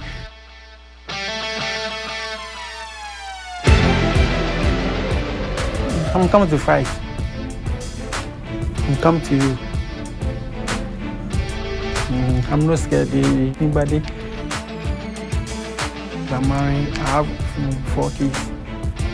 Like every day, you call me, are you training? I'm praying for you. I know you're going to win. You say yes. This is my first fight. I want to prove myself. So anybody, wow, this boy is very, very good. To the top I climb, all the way to the top I climb, and I'm never gonna quit till I get what's mine. I want to fight you. Till I get what's mine, yeah, to the top. You can see how much it means to both fighters. Who's advancing to our semifinals will be Samuel Nique out of Ghana or Fernando Carcamo out of Mexico. For that answer, let's go ringside. Joe and Teddy, take it away. Thank you, Todd. Joe Tessitore and Teddy Atlas here at the Edgewater ringside in Laughlin, Nevada. Rudd and Petrov, one of the semifinals you see on March 28th. Miguel Gonzalez from Cleveland has advanced, and now the final slot to advance. Carcamo and Nique. Fernando Carcamo is 23 years old, 5'11", so he's 2 inches taller than Nique. Comes from Mexico with a 15-5 record. Has scored back-to-back second-round TKO victories. Did have a career-best win against the former U.S. Olympian Vicente Escobedo. His third loss in a row for Escobedo as his career has gone in a much different direction. And he is opposite the lone unbeaten here in Boxcino, lightweight, Samuel Nique. Undefeated, 5-year pro, originally from Ghana, 2008 Olympian, now based out of Maryland, moved to the U.S. in 2012. This is his 5th fight in the U.S., and he's coming off a hard-fought win in his last fight. Let's get Teddy's take. Let's start with the chart here, breaking them down. Nique gets big advantage, a lot more amateur experience. Quality of opposition in the pros, Carcamo. Chin, I'm going to say Nique because Carcamo was knocked out once. But style advantage, give it to Carcamo. He's a southpaw, and as Todd said, he switches. Got Jay Nady for our final 6-round quarterfinal matchup. 6 rounds. Obey my commands. Good luck. Stretch gloves. Let's go to work. Thank you.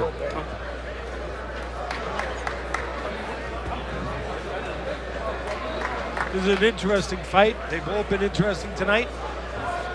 I think someone has a good chance of hitting the floor here.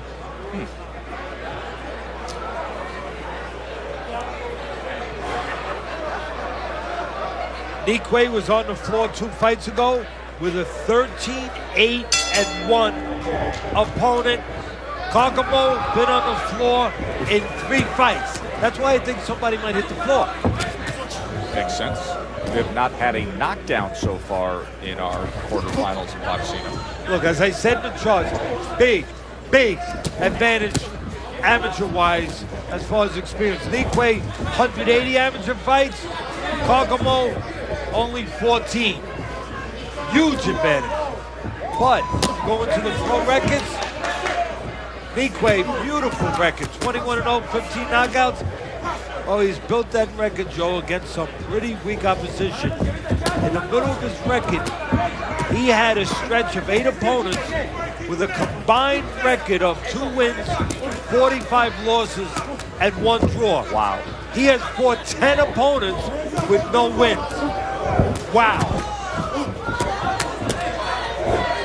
That gives Kokomo a chance. Don't grab his head. Warning from J80 as Nikwe was pushing down. There goes Kokomo switching around, southpaw to orthodox. He's already done it a couple times. Can be confusing, can take a couple rounds to figure out.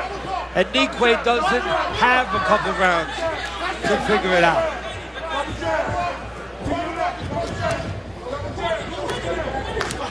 Kokomo's power is in his left hand. His confidence is his left hand. The problem is with his right hand, he pushes that jab. Doesn't snap it. Pause with it, measures with it, and he looks for that left hand. But he's got power in that left hand. Abajo. Low.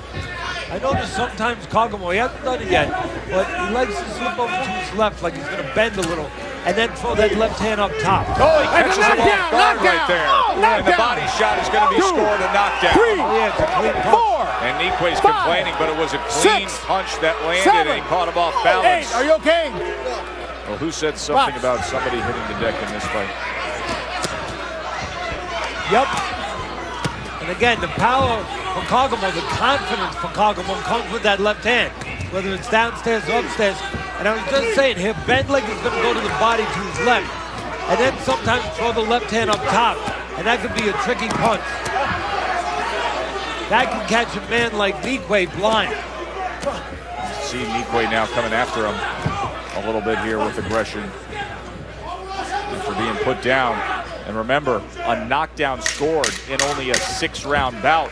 That's a hole you got to dig yourself out of for the undefeated. And there's the left hand again, Joe, to the head. Hold it! Time! Well, here's the knockdown, left hand to the body. Not really a clean punch. Watch right here. Off the side, no doubt about it. Defeat of Nikwe, 2 square. He was off balance. Not really a real knockdown, but it counts. A punch landed, a man went down. Technically, yes, sir, a knockdown becomes a 10-8 round. Doesn't have to be a 10-8 round, but most judges, once they see that knockdown registered by the ref, they go with their pencils. 10-8. You know, a lot of times you see off balance like that, and you see a fighter complain. You go back and you watch the replay and you look at the feet. In that case, it was Nikwe, who actually his toes were on top, as they were right there, on top of Kokomo's, not the other way around. It was Nikwe who had the footing position. And that's a good point, because you have the southpaw and an orthodox fighter. You have feet problems. He just did it again, Teddy. Yeah, you do. Watch the front left foot of Nikwe stepping on top of absolutely. the And right there's foot. a lot of times with a southpaw and an orthodox fighter, you get feet problems. I don't mean athlete's feet. I mean, as you talked about, one guy's stepping on, you got the lead right foot and the lead left foot getting in each other's way, but the lead left hand, well, it's the left hand. He's got that power in the left hand. And again, Nikwe has a built-up record. We talked about it. And Kokomo, guess what? His record's better than it looks. 2 of his 5 losses were by majority decision. So one guy with a completely fluffed up record, another guy, Kokomo, 15-5. Record doesn't look that great, but it's actually more meritable than Nikwe. Oh, and he caught him again. And an uppercut came raining in here halfway through round 2, and the young Mexican is in control. A young Mexican turning orthodox southpaw back and forth, keeping Nikwe off balance and hurt. Oh, Nikwe does not look good at all. Look at his legs. To the body. He could finish him here. He got hurt. He's been hurt to the head, but he was hurt to the body with that left hand. He's going to get rid of him. This fight's over. TKO victory. Fernando Carcamo. He advances in impressive fashion.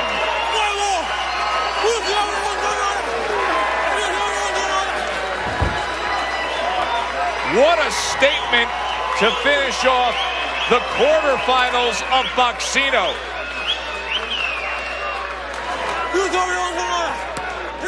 Dreams of Nikwe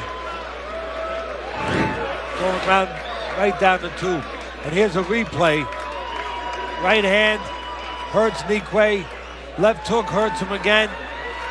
Again, right hand hurts him. Left hand hurts him again. And right now you can see Carcamo knows that he has a helpless guy in front of him. Knows all he has to do is keep swinging. He does that, and the referee does the rest. And you saw a moment ago Nikwe on the floor, knowing what this means to the dreams that he had. Again, you know, I talk about it week in and week out for many years here. Sometimes these managers building up these fighters with these really weak opponents, like a liquid diet, basically, which I say, are they really doing them a favor? Well, the answer would be no, not when the moment comes, the day of reckoning comes, when you have to fight somebody a lot better than that level of opponent. And that day came for Nikwe against Carcamo. Let's go up to the ring to Ray Flores. Boxing fans, the end comes at 1 minute 58 seconds of the second round. Referee in charge, Jay Nady, waves off this contest for your winner by way of technical knockout and advancing to the semifinals of the Boxcino 2014 lightweight tournament, Fernando El Guerrero Yaqui Carcamo. Both undefeated fighters who started the day here in Boxcino have lost tonight. And Carcamo Gonzalez is a pretty good-looking semifinals come March 28th. Miguel Gonzalez from Cleveland against Fernando Carcamo, who offers up the foolproof punch of the night, brought to you by Just for Men, Teddy. You just saw it, you're going to see it again. Left hand there. Finishes the night. Nikwe was already hurt by some punches that might not have been the punch of the night, but they put him on the ropes, put him in that position, and allowed Carcamo to finish him off. Bernardo standing by with our most impressive winner of the night. Finished it off with a second round TKO. Thank you very much, Joe. Fernando Carcamo, you came in here with a mission. Talk to me about how you were able to be so effective with those power punches against Nikwe. No, I saw him from the first round. I saw him how he was that openings, and I started to catch him with the body shots. So he slowed down, and then I put it to the head, and it worked, and thank God, we're in the semifinal now. We know you're ambidextrous. You started off southpaw, and it looked like you weren't that comfortable until you figured him out. Moving forward, you've got Gonzalez coming up, Miguel Gonzalez. How do you see that fight playing out? Yeah, we're gonna work in the gym. We already saw him. We know what's his weak points. Well, we're gonna win again. We're gonna go to the final, and we're gonna win this tournament.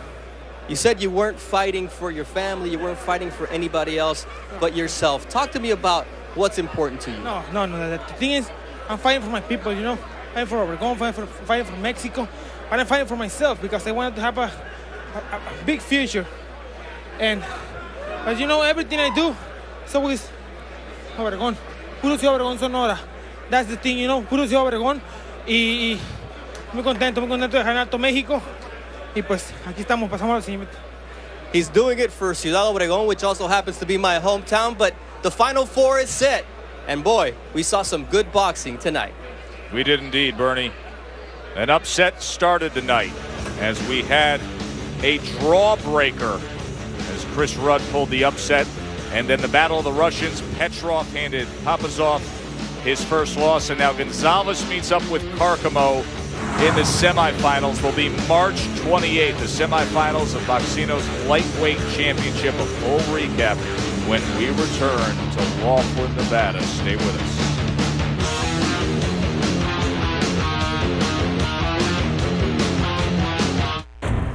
ESPN Friday Night Fights is presented by Corona Extra, who invites you to find your beach. And in part by LegalZoom, helping businesses successfully get started.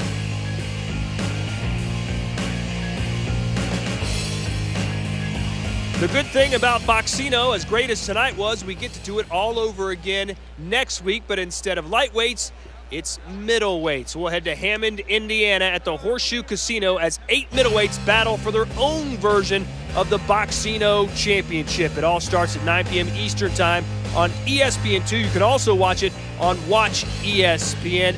8 middleweights battling out for the Boxcino Championship. I'll see you then. For now, back down to Joe Tessitore. Thanks, Todd. The Boxcino tournament recap's brought to you by 1800 Tequila. Teddy, you said right from the start, 6 rounds would be critical, both in strategy and in urgency of the type fights we would see. We saw that with Chris Rudd with a 7th round draw breaker.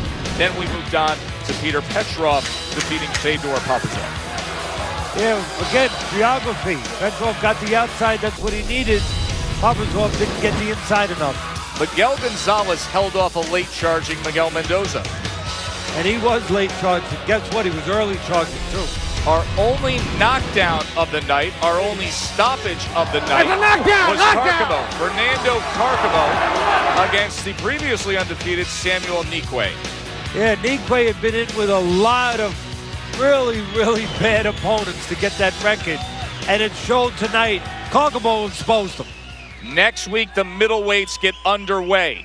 But it's Rudd and Petrov, Gonzalez and Carcamo coming up on March 28th in the semifinals. Boxcino, what a night of action. That was fun. For Bernie, Todd, and Teddy, I'm Joe Tessitore, asking you to enjoy the rest of your night, including SportsCenter right now.